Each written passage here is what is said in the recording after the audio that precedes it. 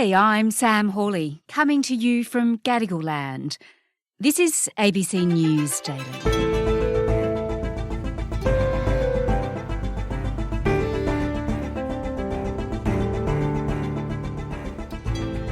She spent almost 3 years detained in a Chinese prison before being unexpectedly released. Now back home, Australian journalist Chang Lei is telling her story and detailing the horrifying conditions she was detained in. Today, Dr Lavina Lee, a senior lecturer in security studies at Macquarie Uni, on why China released the mother of two now and what it wants in return.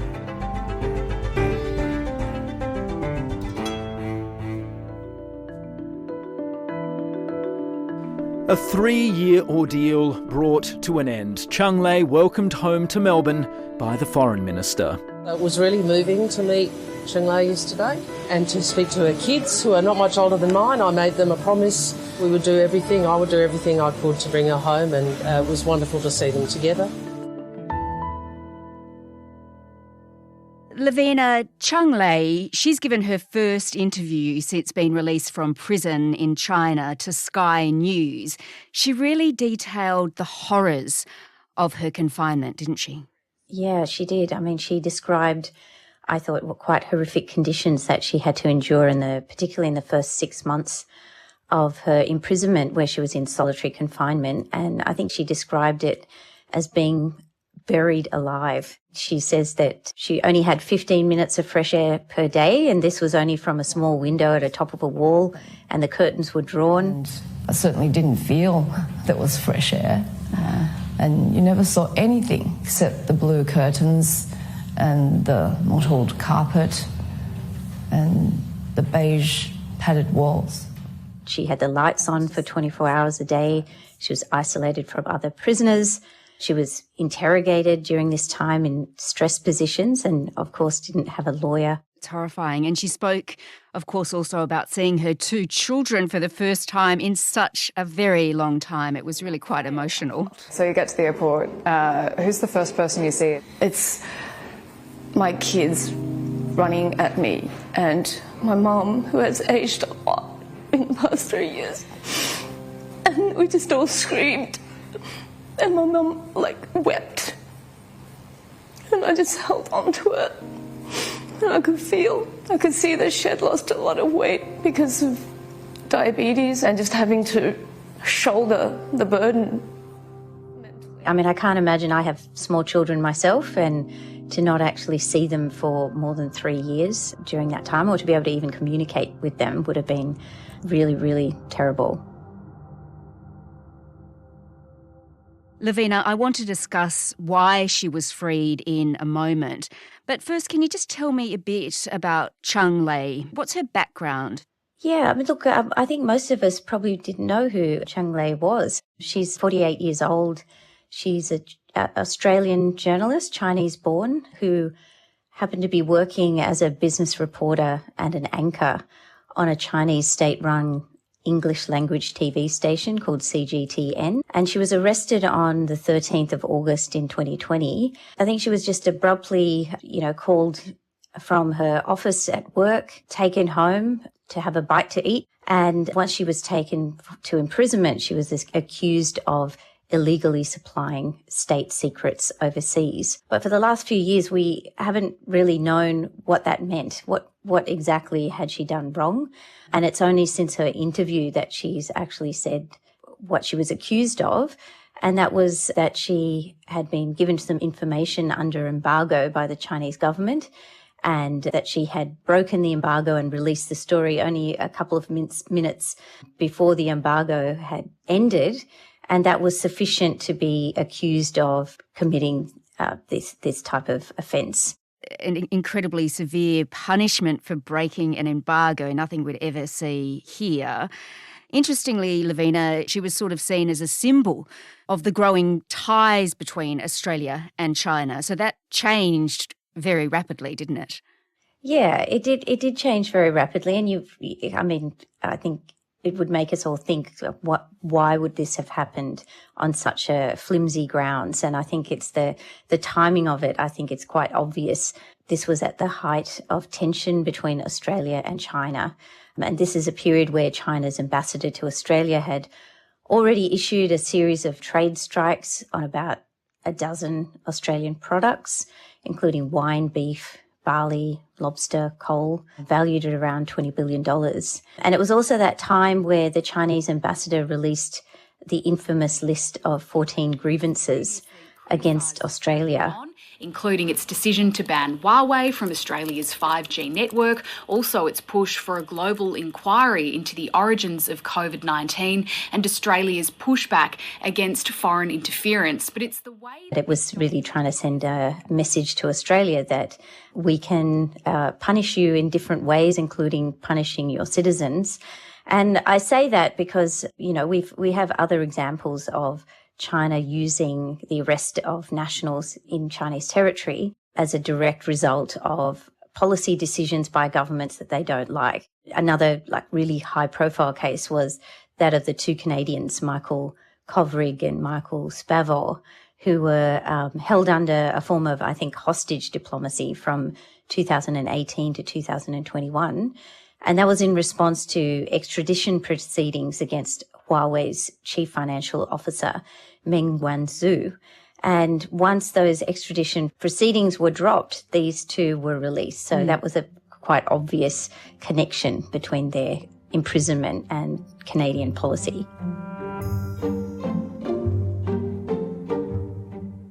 So, Lavina, let's discuss then why it is she's been released now. The Prime Minister, Anthony Albanese, says there was a lot of work done behind the scenes to get her home. This is an outcome that the Australian government has been seeking for a long period of time, and her return will be warmly welcomed.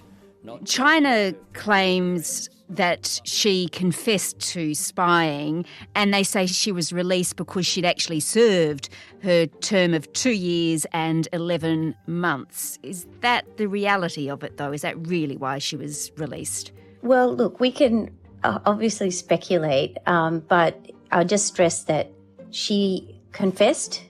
I think she's admitted that she confessed, but she confessed under harsh conditions of solitary confinement, where she was basically put under lights for 24 hours a day, isolated, put in stress positions. So we really have to be very circumspect about the veracity of any confession that she made.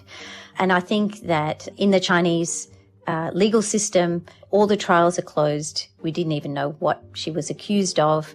She wasn't given a lawyer to represent her. So it's not an adversarial system where she can put her position and interrogate the other side. So I think really we just have to take it as a political issue rather than a legal issue. And I think this is a kind of sweetener before Prime Minister Albanese meets President Xi in the next couple of months. Right, because Anthony Albanese is scheduled to go to Beijing before the end of this year.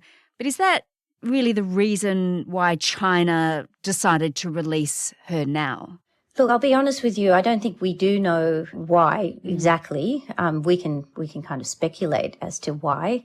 Our government has been attempting very strongly since taking office last year to improve the relationship with China, to kind of get it into a more even keel. And so I think the Chinese government, I would say, I think it has realized that its wolf warrior diplomacy in the preceding years wasn't really working. It hadn't changed Australian policy. It was quite unproductive in that it just made China look really like a bully in the playground. So I think that change of government was seen as a means in China's perception to reset the relationship between Australia and China and to try something new, because their bullying doesn't seem to have been working. We have had some of our trade bans by China stopped. The trade bans on barley were stopped by China. So we could see this as kind of, new gestures to the new government, gestures of goodwill in some way. So there are some concessions by China, but still there's another Chinese-Australian, Dr. Yang Hengjun, in prison there. Just remind me of his case, because he's still behind bars. Well, he's been accused of espionage. So he's a writer, a kind of pro-democracy writer. And I wouldn't be able to tell you, because they haven't really specified exactly what espionage he's been accused of. But he has been, in his writings, he was a very prominent blogger, very critical of the Chinese government, and that in itself is probably enough of an offence. I believe that Yang Jun is still unsentenced, and he's been in jail since 2019.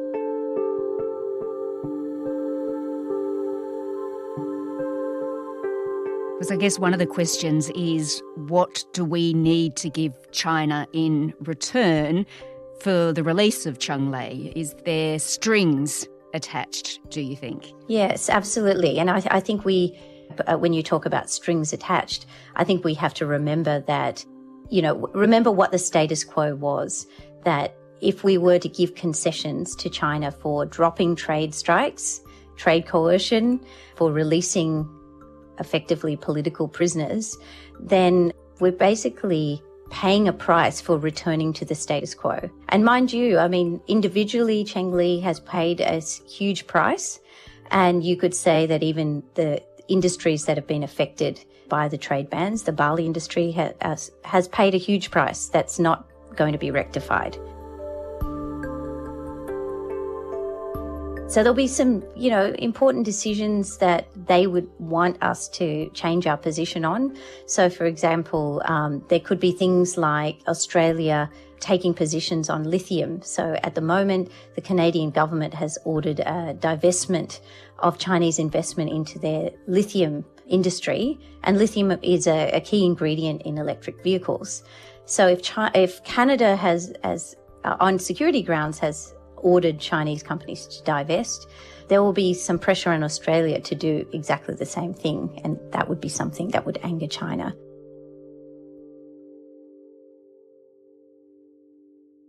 So just tell me, Lavina, what do you think's in store for the future of our relationship with China? This is one concession, of course, from the Chinese, but I gather there's a long way to go, and there still remains some distrust between the governments. Yeah, we've also got a lot of really, I think, very legitimate concerns ourselves about China's military build-up in the region, including its nuclear build-up. And of course, we've got the big issue of encroachment into the Pacific by China and that security agreement. So these are going to continue to be sore points, I think, in the relationship.